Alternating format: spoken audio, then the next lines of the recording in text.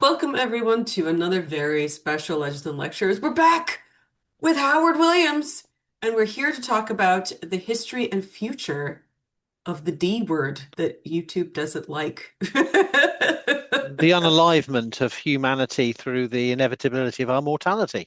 Oh, wonderfully said, Howard. Absolutely 10 on 10. For those who did not see you on your last appearances, please tell everybody who you are, what you do, and what you specialize in. I really don't know anymore, but I think my name used to be Professor Howard Williams, and I am a professor of archaeology and I research the archaeology of death, burial, and commemoration, and also the heritage and public archaeology. So, uh, death in the human past, how people dealt with the dead, and how it matters today. Smashing. Wonderful. I think that in order to understand the future of mortuary practices, because everybody seems to be okay with that word mort in many in many facets, let's talk about what's been done in the past. I think lots of Yeah. people like to point to weird burial practices or weird cremation practices or weird flesh stripping practices, which I always think Yeah. are really interesting. But what do we know? What can we say about how some of the earliest people that we know have treated their dead? How did they bury or cremate their Yeah. remains? So, I mean, archaeology is the only subject that can give us that massively deep time story about our life and our death. And we're pushing back not only the archaeological evidence of stone tool use and other tool use, fire, and all these other sort of check box indicators of modern humanity back hundreds of thousands, if not millions of years, but we're also pushing back evidence earlier and earlier. We're finding evidence of people pre-modern, non-anatomically modern Homo sapiens before, disposing of the dead. So there's a whole debate about Neanderthals burying the dead. We've got evidence. There's a debate about Homo naledi, which is ongoing. I remain very skeptical, but it's a really important debate to be having about whether this Southern African diminutive hominid, several 100,000 years ago, were deliberately taking their dead into recesses of caves, in whole or as body parts, and caching them into places and into the floor surfaces. And we now have evidence of our anatomically modern Homo sapiens have been disposing of the dead at least 190 to 100,000 years ago in the Levant. And so we are seeing multiple past hominin species were doing things with the dead other than just going, oh, look, he's gone now. Let's just leave him here, you know, which is kind of my attitude to most people around me, really. Oh, he stopped answering emails, well, it must be, Oh, but that's no, but George seriously. then. Yeah. So we've got evidence that this is an integral part of humanity, and just to give you, we tend to assume still a lot of scholars would tend to believe that the earliest evidence is simple, it's burial. I would flip that around and say the earliest evidence we have that's categorically deliberate burial is the easiest way to spot the disposal of the dead. It doesn't mean that people weren't doing more elaborate procedures, multiple stage disposal. And indeed, there's an amazing new study that came out last year on smoked mummification in Yeah. Southeast Asia and Australia that pushes it back, over 10, 12,000 years. I can't remember off the top of my head. But in other words, the evidence that people are deliberately treating, planning to treat, as they would with any other material they needed to preserve, smoking the dead, putting the dead over a fire to make sure they don't rot. And these are surely more difficult to spot in the archaeological record, but I think it makes the point that we're getting evidence of elaborate procedures much earlier. So we've got the oldest evidence for cremation in Africa now, going back at 9,000 BP. So we're pushing it back even further in different places. I think the earliest evidence in the Americas of cremation is Alaska, about 11,000 BP. So we as soon as people started being us, they started dealing with the dead in elaborate ways.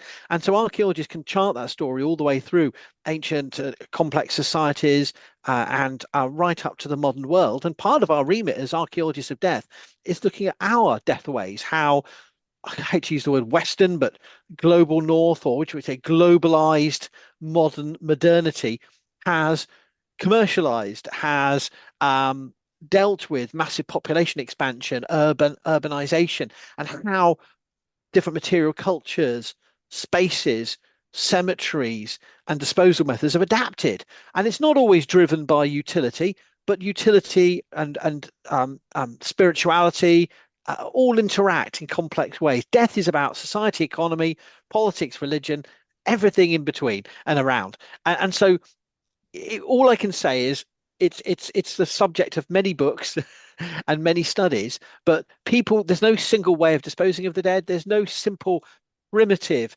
method. As early as we can chart it, people have clearly got different ideas, even in the same communities, about how and when and where to dispose of the dead. And that's the cool thing about humans is we make shit up. We're Hmm. always adapting and changing our minds based on a whole range of criteria.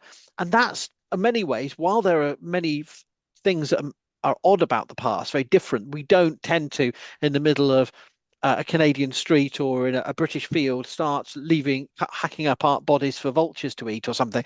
But there are certain common things that we tend not to do at the moment in the West, but we do tend to do a lot of other things, and burial, cremation, um, um, and cremation then burial.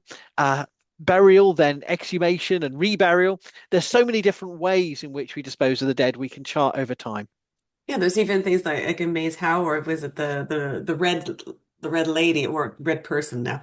I guess because it wasn't a red lady, in fact, where they dyed the bones with red ochre and kept them in the Yeah, cave of ochre is a Wales. big phenomenon from the Paleolithic onwards. Yes, so we have Pavilan Cave, Red Lady, that's a man, but they called it a Red Lady because they thought it was a Roman prostitute when they first excavated the body, because that's what, yeah, so you have that's a Gravettian burial, if I remember rightly. But yeah, no, through time, the different ways of treating the body, caring for the dead, and we can't universalize about, we can't get into people's minds and do some kind of touchy feeling. Oh, it must have been sad, and it probably won't. But we can say that people have always cared for each other and cared about what happens to the dead, and not everyone gets the same treatment. And that's the other great truth is that everyone's death comes to everyone, but it isn't felt or experienced or doesn't impact on society equally. And so we see the origins of inequality in the treatment of the dead too, very early on. Some people were special, and not necessarily because they were high status or particularly liked. It may be a whole series of complex circumstances and significances as to why certain people were given elaborate treatments and others not. Yeah, I hate to mention the S word, but Stonehenge is a very good example of that. Yeah, We yeah, just go, why were these people, or even Avebury, right? The Avebury Archer. yeah, You just go, why was this person special? Maybe we don't really know. They were buried with yeah. special things like an anvil and very cool things, but w was that person a blacksmith? Hmm? Was Yes, we- yeah. So you have these kind of like a lot of the objects we place with the dead are not always about their personal identity, but maybe about broader connections and stories that people wanted to tell. And it doesn't mean that the dead person's arbitrary, but people are wrapping stories through the ritual. I mean, ritual is all about storytelling, just as archaeology is about storytelling. And the rituals people conduct at gravesites are ways in which people were trying to make sense of their loss in relation to bigger stories. And sometimes the person is important, but they're important for reasons that they would perhaps, if they had a choice and they were the only people directing their own funeral, would perhaps not wish to, highlight or emphasize. There's a League of Gentlemen comedy scene where the granddad is in his coffin, and of course the rest of the you realise he's still alive, and he's setting them all up for rehearsal of his own funeral, and it's like dark, weird humour. But it does make the point that the person who's dead is the last person who's going to have the final say on what happens. It's always about a dialogue between what the dead is thought to have wanted to happen and what the living decide based on all manner of political, economic, cultural, social, and religious motivations. yeah, and even now, in today's day where people are becoming, in certain aspects, less religious, are mortuary practices actually always tied to religious rites? Well, not necessarily, but No. especially nowadays, it's changing a lot. And even people like my neighbor, who when she buried her mom at 105 years old, her mom wanted a funeral dirge, she wanted a procession, and she just went, nope. Yeah, And that was exactly. it. Yeah. And we've had the pressure of the pandemic, the last pandemic, which forced a lot of people who had to deal with loss into decisions they didn't want. But often, even when there isn't a pandemic, there's economic constrictions, Hmm. there's economic opportunities, because in a capitalist society, people are trying to sell you death in a variety of different elaborate forms that you can pay after and pay. It's an expensive, it's one of the few industries that's always going to be making money, and it's always becoming more expensive. And the cost of funerals is on the rise. Yeah, we live in a society where we've seen massive transformations in where and how people are being disposed of in since the 19th century, with the rise of a medicalization where people are dying in hospital, secularization where the church no longer have full control, and industrialization, and urbanization, all these isations.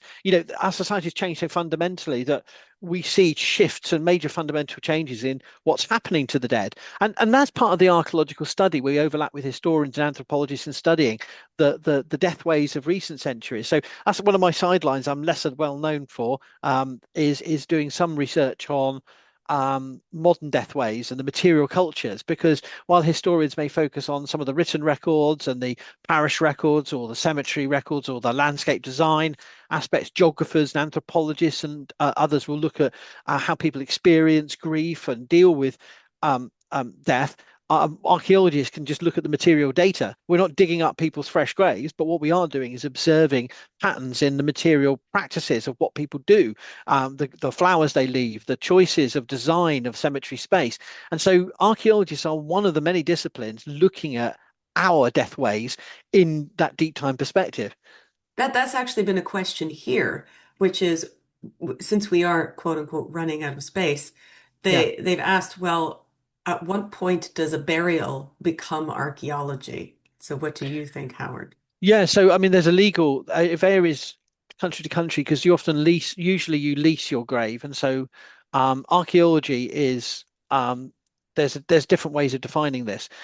Some people use that as they think it's a clever question, when it's actually quite a dumb question, because archaeology, but I'm not saying you're dumb, but I'm just saying it depends on how you think about what archaeology is. Yes. So archaeology is the investigation of human societies through their material culture. So even before you're dead, you're archaeology in one sense, and Oh, the stuff yes. you left behind last year is archaeology. And your grave, as soon as it's dug and or as soon as any memorial is put up, is archaeology. But we're not. It's not archaeology in the sense of it's fair game to remove your remains without permission. Archaeology is all about ethical, legally sanctioned, socially recognized, and responsible research. And so it becomes archaeology when it's done by archaeologists who have the skills, the training, the questions to investigate with established and replicable methods, data sets in a systematic and fair and responsible way. So in many ways, the modern dead are not archaeology because we're not disturbing those remains, but they are still archaeology in terms they are material, observable traces that tell us a story about our history.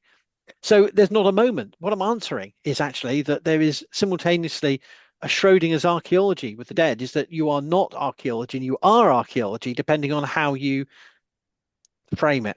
So, if I go to a modern cemetery and see fresh burials, they are simultaneously definitely part of the archaeological story of that landscape, a story that may have begun in the Bronze Age or in the Middle Ages or in the 19th century.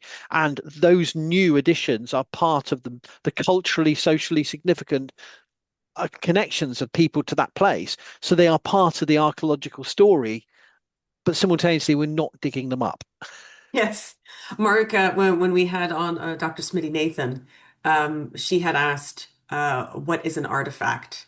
What do you think is an artifact? And Mark, being the resident archaeologist, said, actually, he said, I would say anything that you can see and touch is an artifact. Because if it is a thing that has been touched by cultural and human hands, it becomes an artifact. Is it an artifact it's gonna be in a museum tomorrow? Probably not, but it is still something that you've interacted with in your life and it has meaning and therefore it's an artifact. And I think it's pretty much it's the same considering as you said with archaeology. We are archaeology as we are living beings in a cultural landscape. And when we die, we do become archaeology, which I think is quite nice. I would love to become archaeology, to be honest with you. I'd love to be useful to future students. But Yeah. So, I we mean, yeah, go on. go ahead. No, I mean, so we're as archaeologists, we are tend to have tended traditionally to define our discipline as studying the deep time story of prehistoric, ancient, medieval, historic, as in up to the 19th century graves. There's been a lot of really important work done in colonial societies, North America, for example, looking at cemeteries, the treatment of enslaved people, the treatment of, of different social categories, different religious denominations. So archaeology has long established itself going up to the end of the 19th century, but increasingly there's been work done in European cities and churchyards when we have to investigate and conserve crypts. Every piece of conservation work done in a historic church or churchyard, cemetery, we are disturbing sometimes graves of the 1920s, 1940s. And in rare cases, there have been cases where, obviously in forensic context, where we're disturbing recent graves to investigate crimes. So there are many ways in which our methods are applicable to the 20th century. But in terms of surface survey, and that's why I'm trying to make the distinction to absolutely crystal clear to anyone listening to this and getting outraged, is that in terms of surface survey, as soon as you're in the ground, you're archaeology because you are contributing to the story of that place, not in a way that we're going to start scrutinizing or passing personal judgments on your choice of bad spelling or choice of motif on your grave or whatever. I'm joking, but But even seriously, it not in the happens. ground. I mean, if I, let's say I were cremated and then put in an Yeah, urn and then put on the shelf, yeah. I'm So there.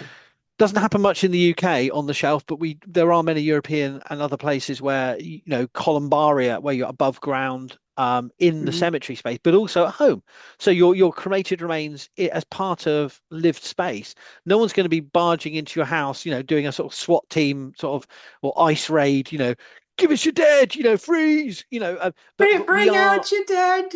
Bring Yes, out your... but yeah, but there are genuine questions about domestic space in the 20th century that archaeologists have been doing work on recently, abandoned spaces, and the dead are part of that story. There's no space, despite us saying we have designated spaces for burials, everywhere in our landscape has some connection to the dead. And that's one of the themes of the last century is the rise of cremation Hmm.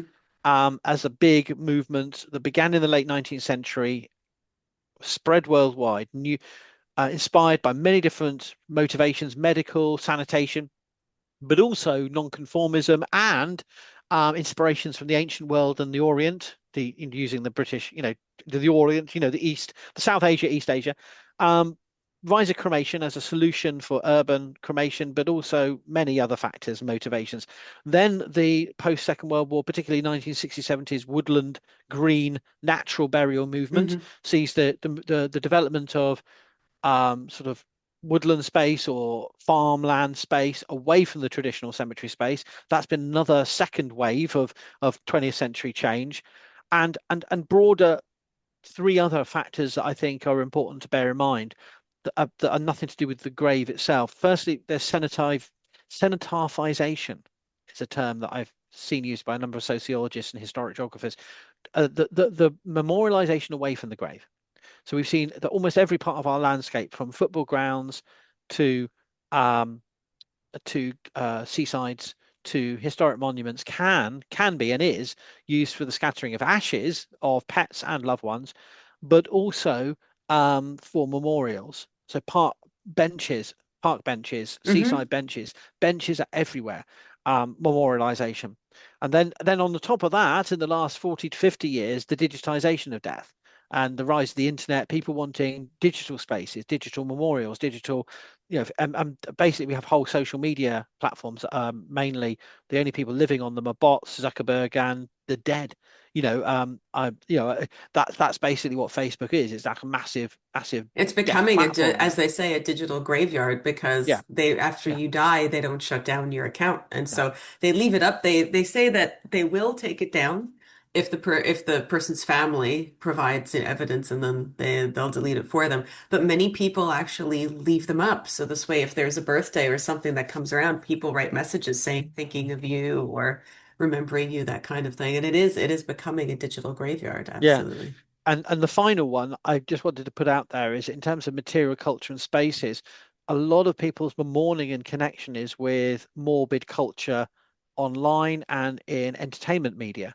So video gaming, favorite TV shows, the loss and death of, and this has feedback into the real world with fictional grave. locations, but it's a widespread phenomenon that people are mediating mortality through a morbid culture of mourning the loss of fictional characters. Yeah, people So might think that this is odd, but I mean, we have Robin Hood's grave and we know he's not buried there, but he's certainly a yeah, fictional character. definitely a fictional character, but you get people very angry about that if you say that. But no, yes, and so you have this whole. And I suppose if I was going to add a sixth thing to that, and I should have said this before, I put this in my notes. I'm just adding it for my own benefit. Is the relationship of humans and animals is changed, and while there are deep time indications and traces of human l- memorials, burials, memorials to pets and animals generally, there's also a vast, international phenomenon of pet cemeteries, and our relationships with animals has been such an important part of how we mediate death.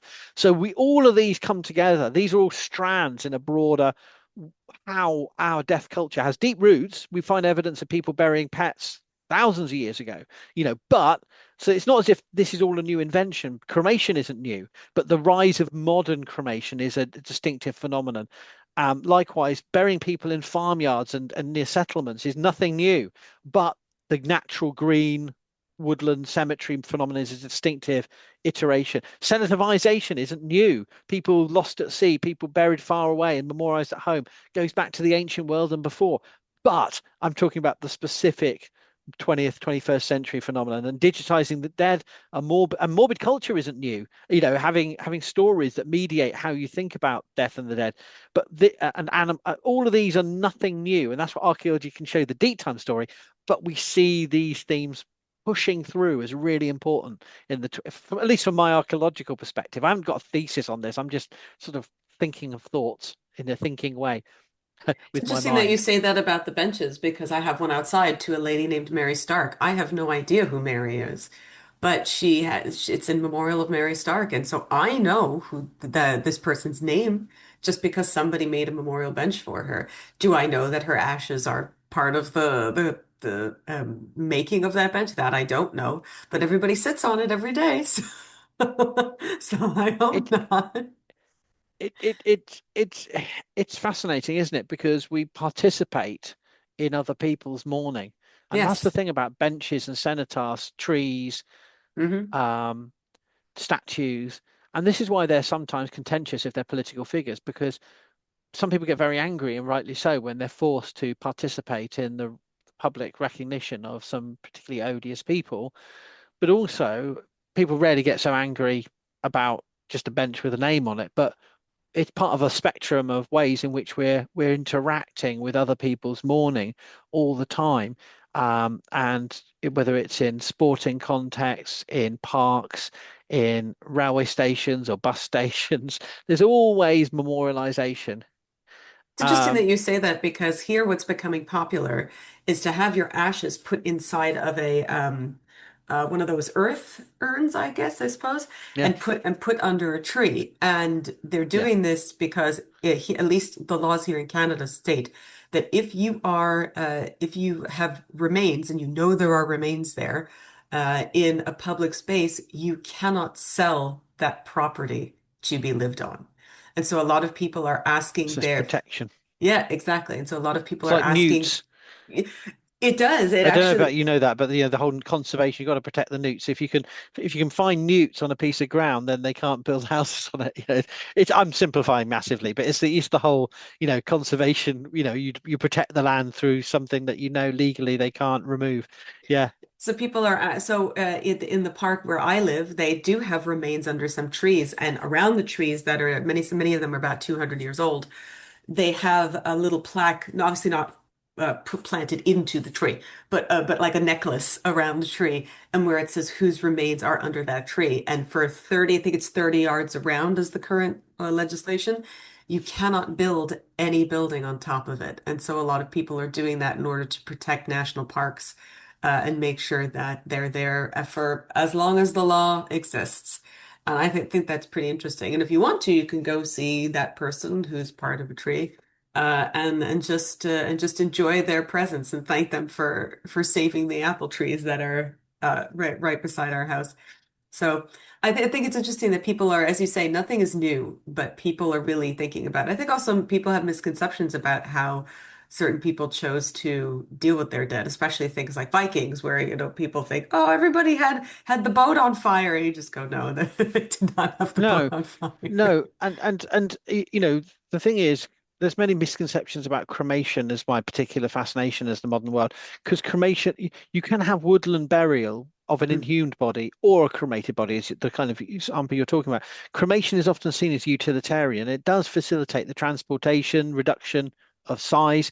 You can incorporate many more cremations into a space. It is space related. It is driven by utility, but it's also can be incredibly spiritual and it's been a practice around from since long before, and the need for space to drive the reduction of the body. So you can say, oh well, they only cremated to stop dogs from it or wolves from eating the body. There's all sorts of ways you can create a practical explanation for why people do it. But at the end of the day, these are choices that allow affordances, allow opportunities. They have material agency to allow you to do things with the dead. So by cremating a body, you shut down some options and you open up other options of where and how you can dispose of the dead. And for me, in the modern context, yes, it is to do with space, and that's why there are legislations in places like Japan. Hong Kong tradition historically, where pushing people to cremation, or it needs to be institutionalized, so legally driven, because there's no bleeding space to do anything else. But there's still creativity and optionality in where, how precisely, depending on economy and wealth, and other factors, you can you dispose of the dead. And so for me, it's cremation is all, and the other disposal methods. It's all about, yeah, there are genuine practical and economic factors, but there are also many ways in which people decide to make idiosyncratic expressions. Even in a very formalized space, you can find idiosyncratic spaces. And so for me, modernities, there's no single death way in modern times, but there are a series of overlapping themes, and people are adapting this and taking on very different strategies. And so, I'm fascinated by modern crematoria because what only not only can you in some of them see a hundred. 150 sometimes years of story of developing deathways, but you also see the great individuality that people are able to articulate in relatively modest or reduced spaces. So yeah, I'm fascinated by that and that those trends, and I've done some publications about that. But I'm also interested um, in some of the new ways of disposing of the dead, which I haven't really researched, but I'm just fascinated about what comes next with them. But yeah, And so where do you think we're going, Howard? Do you think now we'll have more crematoria in space? yeah. Okay, okay. So yeah, I mean, so there's been various attempts to make more ecologically friendly, because cremation isn't ecologically friendly, really. It's a lot, it evaporates a lot of heavy metals into the atmosphere. They put filters on the crematoria, but it's hardly a ecologically sound way of disposal. And there's been various initiatives adopted. So the biggest one is alkaline hydrolysis. Has been given various trade names such as resomation, aquamation. I won't go through the biochemistry of it because I don't really understand the details. But the idea is it's a chemical way of reducing the body, and this is taken off in a small way. But it's yet to become mainstream. You've also got composting. Terramation is one of the trade names of ways you can basically create the conditions where rapid reduction of decomposition takes place in a very controlled way. And there's also fungal versions of it. I don't know if there's a Ooh, trade name for this sort of. I'm just going to make it up and say rhizomation. But the idea, if you can introduce fungi to the body that particularly will break down the body in a very I rapid want to be way. a mushroom host. That sounds Yeah, great. yeah. I don't know. I feel already infected by various different fungal infect. No, no, I'm joking. I feel eaten alive from the inside and out by bacteria and fungi all the time. I'm getting old. I'm melting. I'm melting. No, but seriously, we're all dead already, just waiting to go. But I mean, I feel there's a rat gnawing on my leg at the moment. No, but no, but no, seriously, the fungi can have me. As long as but I'd prefer to go flames. I want the flames to take me, but I want to better to burn out than to fade away, as Clancy Brown once said in a certain film. Um, but anyway, with I digress. I don't know how we got onto Highlander, but anyway, It's yeah. always So there in the there's back of your mind because there can be only one. there can be only one, and there's only one way to dispose of yourself. So alkaline hydrolysis and compostation, or fungalization, or rhizomation, or whatever. These have been suggested as new innovations, but for me, um, they're not that interesting, and they're not that interesting because at the end of the day they'll lead to a very similar reduction to cremation.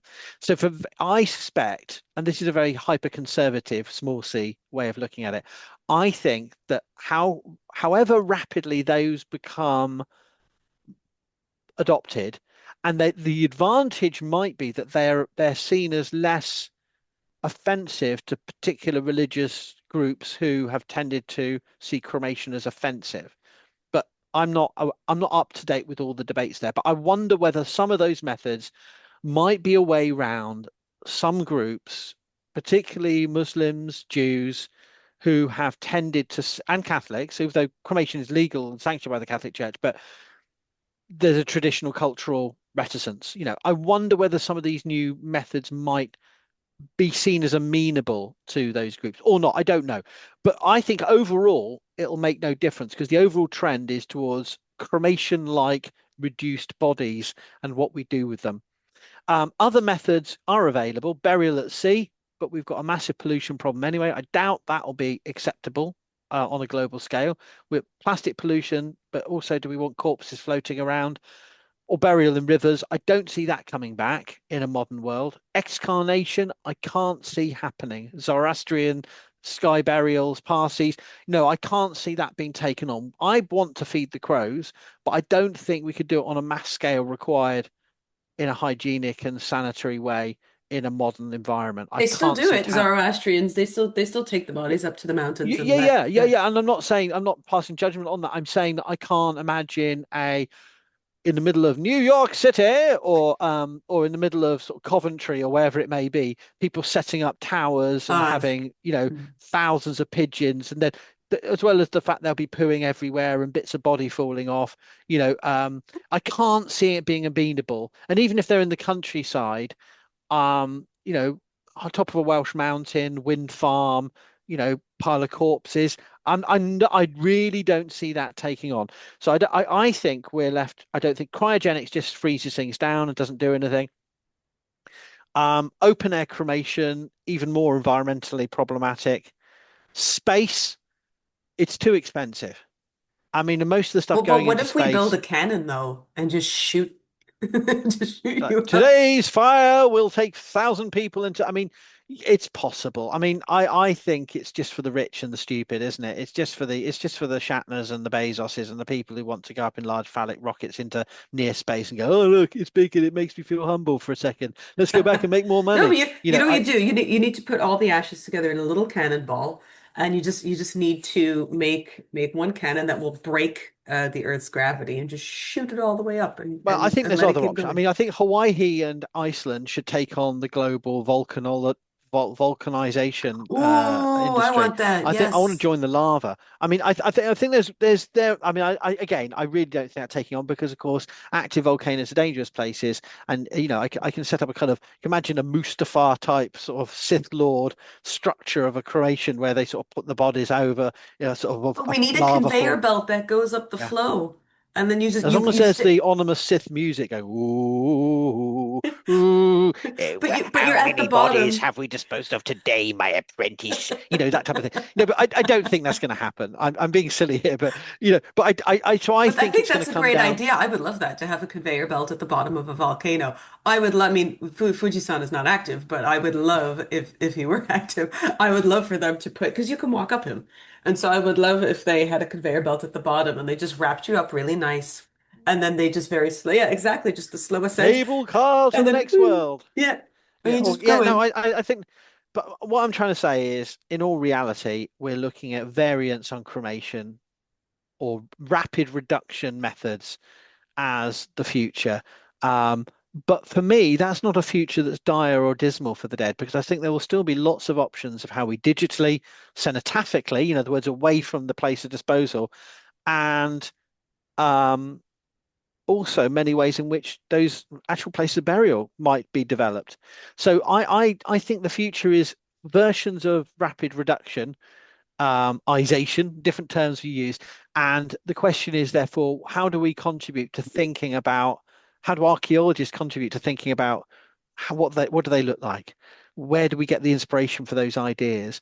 Caves, architectures, uh, three-dimensional landscape features, walls of memory. There's so many options that a modern crematorium offers. Uh, um, Ponds, bird baths, what do you call them? Bird feeders and rose bushes and there's already a plethora, if that's a word. Yes, it is, Yes, it is. of different choices of, of how to integrate ashes or reduced. I'm trying to use a sort of general rapid reduced body transformation into those garden open air spaces and structures. So I think the question is, what kind of architectures do we want? What kind of landscape designs do we want for the dead? And where do we want them? And do we want to continue with the idea of a cemetery, or do we want to continue with the idea of farmland, woodland, or do we want to have we want different versions? We want playground disposal areas. Do we want roundabouts to become, do we want more public spaces where you can catch your train and also there's a memorial garden where that's where your loved ones are? I don't know. I think there's a lot there's real healthy conversations to be had here about breaking up the cemetery as it is currently and thinking about whether we can separate the place where you actually reduce the bodies and then where you memorialize the bodies and where there's so many options. And I think it's going to be interesting to see where those develop. Bring back bog bodies. Bring back bog And bodies. now, actually, yeah. So, I mean, was assuming on a massive scale, bogs, sea, water lakes is not a good idea for sanitation and nature. But maybe I'm wrong. Maybe the bog is the way to go. But given we're decimating bogs, and they've been destroyed, so much bogland and wetland has been destroyed. Maybe that's a way of protecting them, like you say with the trees. If you put the bodies in, but if you put the bodies in, then that's a way of but I think wet places and open air burning are just like really not gonna, or exposure of the bodies, I don't think are gonna go down The well. humic acid will save us, Howard. Yeah, yes. But I do think that these are, I mean, even if they're couched in fun ways, these are conversations we should be having. We should be looking to the past and looking to bog bodies of Iron Age Northern Europe and thinking, okay, those people may have been unalived against their will, but Well, but were maybe they, there Howard? are. Because were they? Because Lindo Mann now says no. Mm, I disagree, but I think he was definitely asking for it. That's No, good. I'm joking. I don't know the details of all of these individual bog boilers, but the fact is, um, they may not have been typical disposal methods of their time, but can they provide the focus of a conversation that informs our future? And that's the point, isn't it? It's that by the more we learn about death in the past and get away from simply mummies and bog bodies as the stereotypes, the more we look at the diversity of disposal methods, the more it can actually free up those conversations and get people thinking about, well, why don't we try this or why don't we try something different and see what people do? I mean, when you look back to the 19th century, a lot of the major developments of Neo-Egyptian architecture, catacombs, were never popular. People wanted to be under the ground, not above the ground. And that's really interesting, is that what people design and what people actually then take up doesn't always map up, no, it doesn't always match. And that's true with any society when you give people a choice. So what we need to do is to perhaps encourage the funerary industry, encourage our legislators, encourage our public policy people to think outside the coffin, outside the box. Oh, To think of other, how we can use the archaeological record to sort of liberate us from some of our constricted thinking. And so, I don't know. Those are my thoughts. Howard, can you tell people where they can find your books on unaliving? and cremations, How to make your please. own death. So I've done this. If you go to my Archeo Death WordPress blog, all my publications are listed there. I've done a series of edited collections, which include chapters on 19th to 20th century death, and I've got individual journal articles and so on. I haven't got a big book on modern death myself yet, although I do want to write one day. But I do think if I have time and energy, I will be writing a book on the archaeology of contemporary and future death. But because I always talk to my students about, just to wrap up a point, rather than just say go to my blog is the best place to start. Um, um, by every time we go to a cemetery, I tell them, look at what's here, look at the past, look at how the cemetery's developed, look at the different phasing, and you can see the 1890s graves and the 1950s graves, and then always look at the spaces they're planning. And so a lot of the local crematoria near me and cemeteries, you can see how they're planning for the future. They're planning for the next 50 to 100 years. And so we see in the present the planning for the future. And that's the way we study the future, is by looking at how those spaces are set up. They're latent future archaeology spaces, mortuary archaeology. Look at how they're designed and envisaged, how these spaces does, the plan set up, but also how we can contribute as archaeologists by drawing on the past to suggest new spaces, new architectures, new material culture we might adopt. So we can, going back to the past, can inspire future disposal methods. So, Howard, when is your book on mortuary practices coming out? Well, it'll be out next week. No, AI will be writing it now. No, I don't know. No. I don't know. That's I've got interesting that a you say that because there is a big, great debate now about AI memorials. And I have seen one of my students was talking about this, and I have seen that there are some, obviously, I think it's unethical, but there are some people who want AI representations of their dead, which are obviously not true representations. But they are allowable in some funerary practices, which I think is very interesting. You see, I find that I still have many problems with AI, and I find it very disturbing that people are sort of what's the word? Giving up, handing over some of Yeah, I the mean, basic part elements of of the humanity. the cultural aspect of death Yeah. is also the grieving process, the Yeah, togetherness of the eulogies being community. written, best man Right. speeches being written by AI, whatever it may be, it feels very, I find that threatening to my sense of the way there is, but I have to accept it as part of what's going on. All I would say is that I'm aware that everything I do online is being part of will be part of a generated synopsis where AI will take some middle ground between opposing views about my work and other people's academic work, or every time I sneeze, or I do worry about how my own story will be told, won't be told by people, it'll be told by some AI synopsis. And that does upset me, but I suppose it doesn't upset me too much, because that would presume I actually give a flying fart what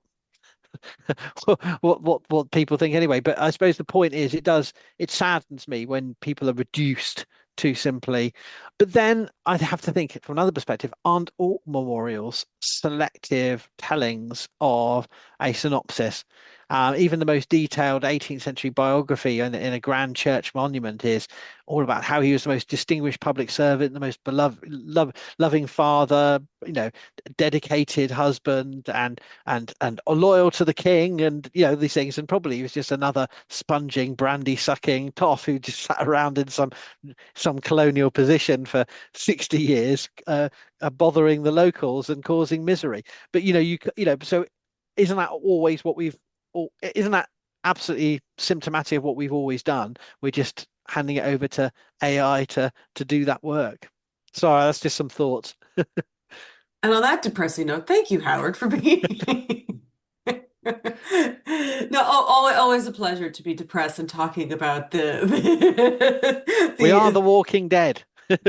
we are. I mean, in the Sylvia Plath sense of the word, we are. We are born to die. That is the nature of everybody, and that's why it is so universal. It's very interesting to talk about what the future of mortuary practices will be, because we are getting away from things like religious institutions, or there are new religious institutions, and people are deciding new things for themselves. And it is interesting to see that culture is now, whereas you would say like, oh, the Viking culture was to do this, or the Jomon culture was to do this. We don't really have that one culture anymore. Now it's kind of like this individual wish and global practice of what people want for themselves, which is very interesting. So I certainly think it is. Thank you, Howard, so much for being here. And next time we'll talk about your book on, on the future of Yes, which mortuary will be written practice. in 24 hours. I I shall look, train some rats and some fungi to write it for me, not the AI. The AI. you'd probably get a better result that way.